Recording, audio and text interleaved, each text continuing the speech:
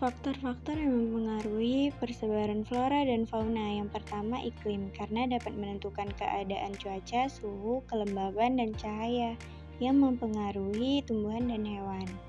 Yang kedua, edafik, kondisi tanah seperti tekstur, nutrisi, dan kandungan udara tanah juga mempengaruhi persebaran flora dan fauna.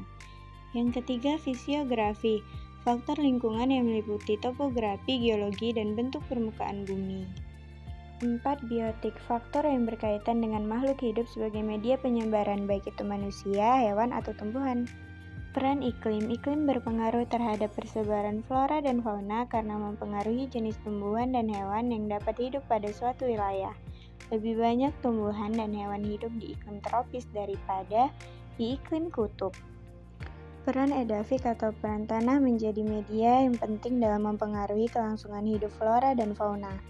Contohnya, keberadaan cacing yang bisa menyuburkan tanah dan membantu banyak jenis tanaman berkembang.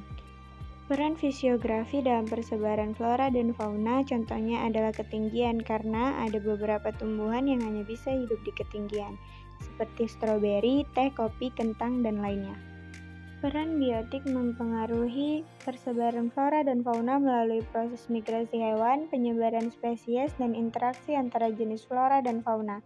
Contohnya burung yang memakan buah, lalu menyebarkan biji buah melalui tinja saat terbang atau buah tersebut jatuh dan bijinya menjadi tanaman baru di tempat lain. Ini adalah contoh dampak dari faktor-faktor seperti iklim, edafik, fisiografi, dan juga biotik yang mempengaruhi persebaran hewan dan juga tumbuhan. Contohnya seperti perubahan iklim, tempat tinggal yang sesuai, perbedaan wilayah, dan peran manusia.